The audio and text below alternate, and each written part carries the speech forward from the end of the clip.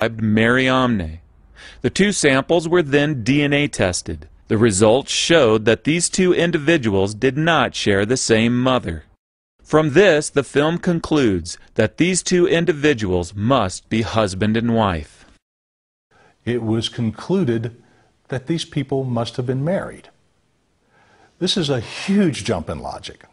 Dr. Carney Matheson, the scientist who performed the DNA test, is quoted as having told the Discovery Channel, "There is a statement in the film that has been taken out of context. While marriage is a possibility, other relationships like father and daughter, paternal cousins, sister-in-law, or indeed two unrelated individuals are also possible. My conclusion is that they are not maternally related. You cannot genetically test for marriage." The testing of DNA is a good test, but when we enter into the forensic conclusion arena, that's where this movie fails, and fails miserably. And so perhaps Jesus and Mary Magdalene were married, as the DNA results from the Talpiot ossuaries suggest. To conclude that these two people were husband and wife in this documentary is preposterous. No writings throughout history until recent filmmakers has there ever been anyone who has stood up to say that Jesus was married. That's not within the realm of Christian historiographers, nor in the realm of those who are pagan antagonists of Christianity has it ever been implied that Jesus was married. It would be inconceivable, I think, that if Jesus of Nazareth had left behind a widow in the early church, that there would be no mention anywhere in any of the documents of such a person. When I was invited to be involved with the documentary, it was not a direction to identify anyone at that point or to make a relationship between a Jesus and a Mary. And I think these are terrible things to try and convince or dupe an audience into believing that are not substantiated by any form or fact whatsoever. Another example of this involves the most famous brother of Jesus of Nazareth, James. An ossuary appeared on the antiquities market some time ago that bears the controversial inscription, "James, son of Joseph, brother of Jesus." The Lost Tomb of Jesus filmmakers begin their desperate attempt to get this ossuary connected to the Talpiot tomb by emphasizing that one of the 10 ossuaries recorded by Dr. Gibson is missing. Somehow, somewhere, one of the Talpiot ossuaries went missing. And it is with this missing ossuary that a new mystery begins. Perhaps the ossuary was stolen. Maybe a worker at the site in 1980 had light fingers. Professionally, I'm insulted. Believe me, we are doing our best way to document all the findings in the right way they appeared.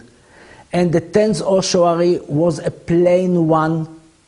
But to blame us that we have smuggled or we didn't pay attention or allowed to steal it, that's a real blame, and I will not accept it. Yet, the original excavators, Dr. Kloner and Dr. Gibson, both told us that the 10th ossuary from the Talpiot tomb was broken, undecorated, and uninscribed, and therefore recorded but not stored in the main antiquities warehouse.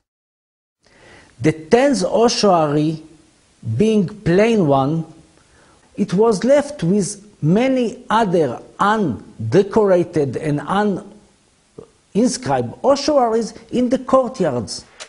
The filmmakers and writers on this subject then claimed that this missing ossuary must have been the James ossuary, but the evidence clearly contradicts this claim.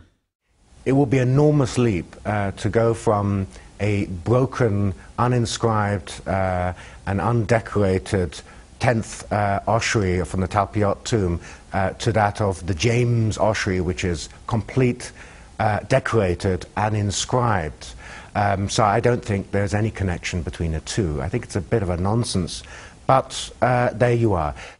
There is no way that we can actually connect the James ossuary with that tomb, and the evidence should just end right there.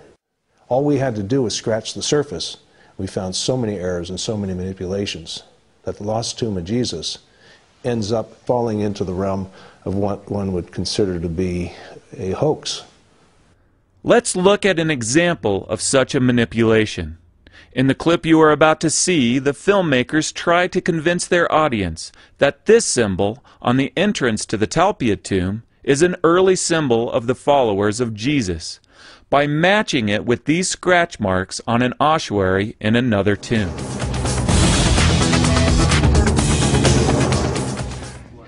You're not gonna believe it. I'm imagining it. Can you see? Now I see. It's a symbol from the tomb, on an ossuary. This is incredible because the angle and the thing is identical. It's identical. And the dot inside. The dot is deliberately inside. The inverted V with a dot in the middle, the symbol from our tomb, right on the ossuary. Dot. There's dots all over the surface. So that dot is just a dot. Followers of Jesus.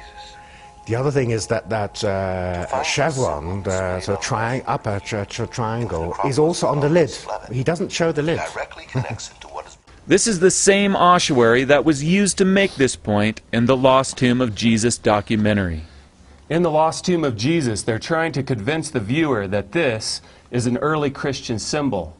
The lid to this bone box or this ossuary is removed for the documentary, but when we put the lid that's next to it on, then we see very clearly that this is a mason's mark. There's a mason's mark on the box itself. There's a mason's mark on the stone lid to show how that lid is to fit onto the ossuary. Now, what does this mean? Why wasn't the lid there for the shooting? It was there for years. In this case, during the shooting, somehow the lid disappeared. Was it not necessary? Was it in the way? Was it perhaps going to lead some people to believe that this was simply a mark made by the masons, stonemasons, and certainly not by followers of Jesus? Here again, you can see which direction to put the lid. This is one on the side of the box. You see this little cut here? It matches the one on top. And you can see here, because in order to know that when you put the bones inside, with everybody standing around at that one-year ceremony, that this lid is actually going on the right direction. Because if it isn't, because it's actually cut by hand, the lid can fall down inside and break the bones. But you can see here that they've made this little chisel or a scratch zigzag up on the top to match the zigzag on the box itself, so you know which direction the lid should go on. This gets into the realm of journalism, in which if you have to modify the environment to make the case for something, it means that your case is very weak. To try to undermine science, undermine historiography, undermine religion without having their facts straight. So that's obviously what happened in this case. I am not interested in arguing with the DVD. Okay. Because if I will have to relate to it and also to the book, I will use impolite words. Okay. It's not a joke at all. All of the scholars in the film, take each one of them, have retracted themselves from what they said earlier, or heavily modified what they said. And in most cases, they felt that they were manipulated into making certain statements and made to say something that helped to support a premise that they didn't even know lay behind the work of these filmmakers. You can take anybody and you can edit their words so that they can be seen to be supporting something they don't necessarily believe in. I saw the way that my interview was cut up into pieces, that bits and pieces were used to follow a pre-designed conclusion. And I was very upset with that. I'm really irritated by the way that science was used here. I think it's horrible. It's not based on any facts. Much of the evidence shown there and written in the book is incorrect. Simply, facts were changed. It's not, in many cases, it's not the real truth. Even though some of the scientific challenges that the Lost Tomb of Jesus documentary presents about what was found here are new, the historical and the theological challenges have been around for 2,000 years. The overwhelming majority agree that Jesus of Nazareth died by crucifixion under Roman authority, that he was buried by Joseph of Arimathea in a tomb, that tomb was found empty by a group of his women followers on the Sunday morning after the crucifixion, that various individuals and groups of people saw appearances of Jesus alive after his death, and that the original disciples suddenly and sincerely came to believe that God had raised Jesus from the dead. So the real debate isn't over those facts. Those are largely agreed upon. The real debate is, how do you best explain them? Is the best explanation a resurrection hypothesis or some naturalistic hypothesis? The books and films that support the claim that the bones of Jesus have been found argue for a naturalistic hypothesis. The following clip from the Lost Tomb of Jesus is a good example of this. If the bones of Jesus were to be found in an ossuary in Jerusalem tomorrow, and without doubt, let's say they are definitely agreed to be the bones of Jesus, would that destroy Christian faith? It certainly would not destroy my Christian faith. I leave what happens to bodies up to God. For Crossan, there is no objective truth about the way the world is or about these religious matters. There is no objective reality to God or the resurrection or any of these spiritual interpretations. They're just subjective, imaginative, personal constructs. So for him, it's easy to confess that if the bones of Jesus were found, it wouldn't bother his faith. Of course not, because his faith is anti-realist. It's not connected to objective reality. If you take a naturalistic approach, whereby miracles are impossible, God does not intervene in history, then of course the resurrection cannot have occurred. The ascension cannot be a physical event. Of course you will say that all of this was legendary or fictional and so forth. But then it will not be a conclusion based on the evidence. The following clip from the Lost Tomb of Jesus presents the hypothesis that Jesus' disciples stole his body and placed it in another tomb. It was rumored that Jesus' disciples secretly took their master's body, presumably to give him a permanent burial. The problem with the hypothesis that the disciples secretly took Jesus' body in order to give him a permanent burial is that it's just a non-starter with respect to explaining the origin of the Christian movement. It wouldn't do anything to establish or evoke a movement founded upon belief in the resurrection of the dead man.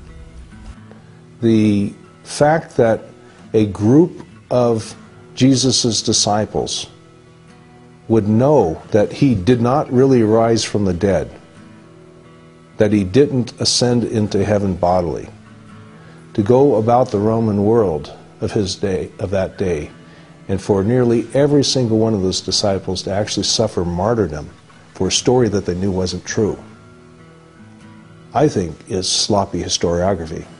Now you might say, well, lots of people have been willing to die for a lie. Yeah, but only if they thought it was the truth.